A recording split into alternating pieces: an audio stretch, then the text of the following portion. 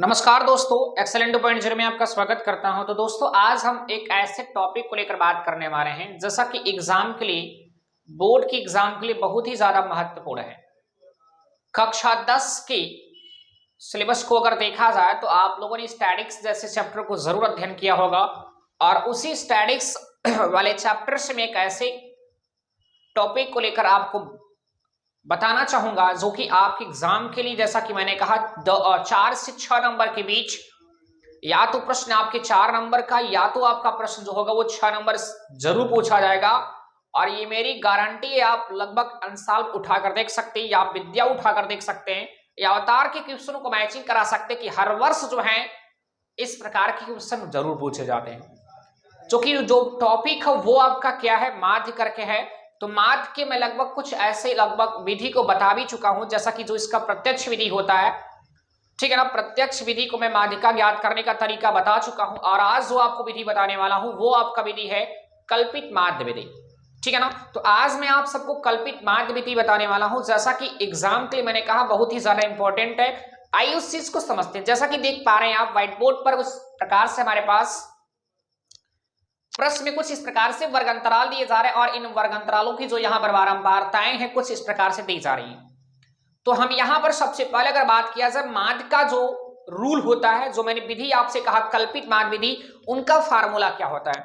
तो पहले मैं आपको फार्मूला बताना चाहूंगा। यहां पर हमारे पास जो कल्पित माध्य विधि का लीजिए, कल्पित माध्य का जो फार्मूला होता है जिसे यक्स बार से प्रदर्शित किया जाता है।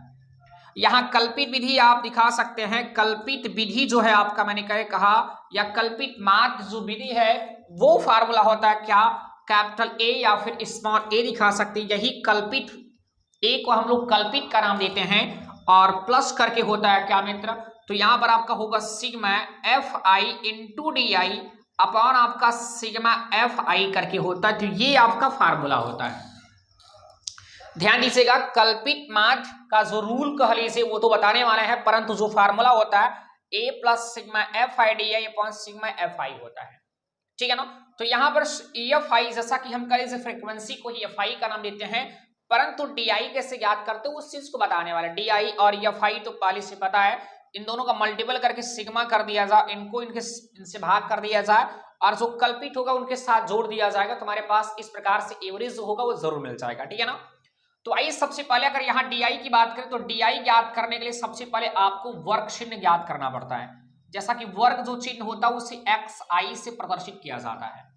और XI का सूत्र क्या होता है, ध्यान दीजिएगा, यहां बता देते हैं आपको। XI का सूत्र होता है क्या, वर्ग जो आपका चिन्ह होता है उसके अर्थात वर्ग अंतराल के लोअर लिमिट व अपर लिमिट का ऐड करके डिवाइड बाई 2 कर लेते हैं। अर्थात हम बात करें फार्मूले को लेकर तो निम्न सीमा और प्लस आपका होता है क्या, उच्च सीमा, और टोटल का बटा क्या होता है 2 करके होता है। अब देखिए अगर हम पहले XI की बात करें तो इन दोनों को जोड़ेंगे तो क्या मिलेगा, 0 को 10 से जोड़ेंगे 10 और 10 में आप 2 का जो भाग कर देंगे तो आपको 5 मिलेगा। देखिएगा निम्न सीमा 0 है, उच्च सीमा आपका 10 है और बटे 2 कर लेंगे, यहां पर मिलेगा 10 बटे 2 और कटाने पर क्या मिलेगा, 5 मिलेगा। तो जैसा कि यहाँ आप 5 दिखा सकते हैं, ये आपका पहला हुआ वर्ग माप या वर्ग चिन्ह का लीजिए। इनको जोड़ेंगे 10 को 20 से अगर जोड़ेंगे 30 और 30 में 2 का भाग करेंगे 15 मिलेगा।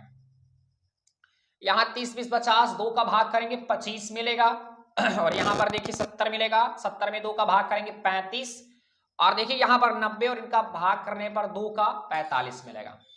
तो जैसा कि हमें यहां से XI जो है वो मिल चुका है। अब XI के बाद हमें DI फाइंड करना पड़ता है। जैसा कि DI का जो सूत्र होता है वो होता है XI माइनस A होता है। XI तो आपके सामने देख पा रहे, परंतु A क्या है, तो XI में से किसी एक ऐसे नंबर को आपको कल्पित मान लेना होगा। आप देखिए वैसे तो खास ही होता है कि माध्य वाले इसके मिडिल वाले पॉइंट को माना जाता है, या आप मिडिल पॉइंट ले सकते हैं या इसके बाद या इसके पीछे कोई भी नंबर ले सकते, कोई दिक्कत नहीं।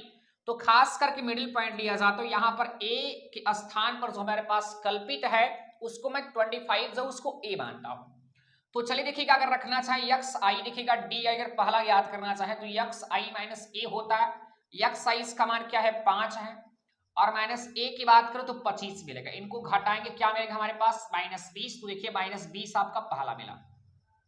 अब दूसरे अगर बात करें, देखिएगा यहाँ अगर एक्स आई का मान 25 है तो 25 को अगर हम यहाँ से इनकी बात करें तो 15 को घटाएंगे तो हमारे पास क्या मिलेगा, -10 मिलेगा। क्या जी नहीं, पहले 20 सॉरी हमारा ये जो है वो 25 है और ये 15 है, तो 25 को और 15 से घटाएंगे -10 नहीं +10 मिलेगा, ठीक है ना। तो यहाँ आप देख सकते 10 हो चुका है। और 25 को देखिए एक्स आई का भी मान 25, ए का भी मान 25, 25 को 25 घटाएंगे 0 मिलेगा। अब यहां देखिएगा 25 को अगर 35 से घटाएंगे तो क्या मिलेगा, 25 को अगर -35 करना चाहे तो क्या मिलेगा, -10 मिलेगा। तो यहां -10 मिल चुका है।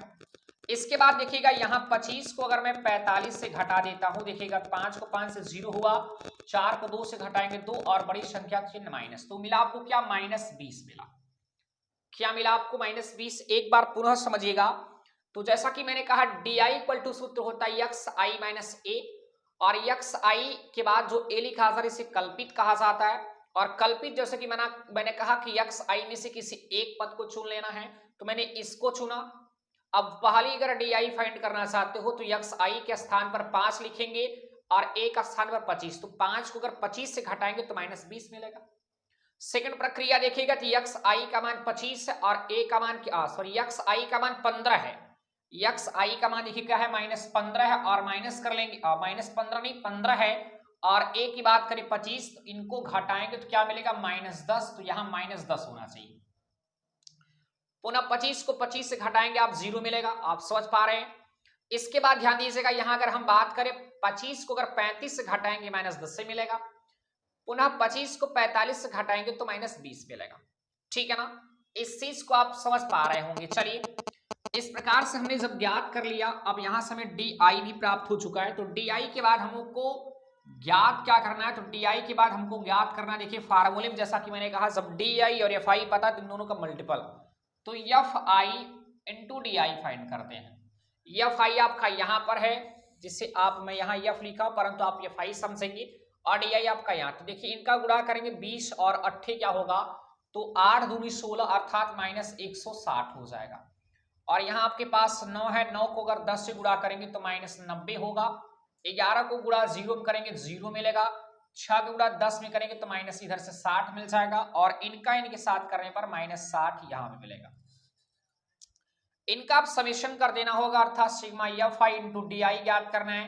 तो देखिए इनको जोड़ेंगे या घटाने पर क्या मिलेगा, यहाँ 6 और 6 अर्थात कल 60 और 60 120 अर्थात -120 मिल चुका है, -120। अब यहाँ देखिए इनको जोड़े 8 6 15 अर्थात 250, तो -250 को अगर जोड़ेंगे तो देखिए क्या मिलेगा, 5 और 2 7 हुआ और 2 और 1 3 हुआ, -370 मिला। क्या मिला, -370 हमें कुछ इस प्रकार से मिल चुका है। इसके बाद देखिएगा यहाँ FI जो है सिग्मा FI करना, और FI का मान दिया सिग्मा कर लीजिए। इनका हम अगर योग करना चाहें तो क्या मिलेगा, देखिए 9 8 17, 17 और 11 आपके कितना हो जाएंगे भैया, 17 और 11 28, ठीक है ना। 28 को 6 जोड़ेंगे आपका 33, और 34 और 3 क्या मिल जाएगा, 37 मिल गया। तो इस प्रकार से हमको मिल चुका। अब यहाँ फार्मूले पुट करने वाले हैं, तो x बार हमारा क्या होगा, x बार बराबर a, जैसा कि a की जो वैल्यू है वो 25 आपने लिया है, प्लस कर लीजिए, ब्रैकेट के अंदर क्या होगा, इनकी जैसे कि आप देख पा रहे -370 बटे, और इनकी वैल्यू क्या मिल चुकी है आपको, 37 मिल चुका है, ठीक है ना।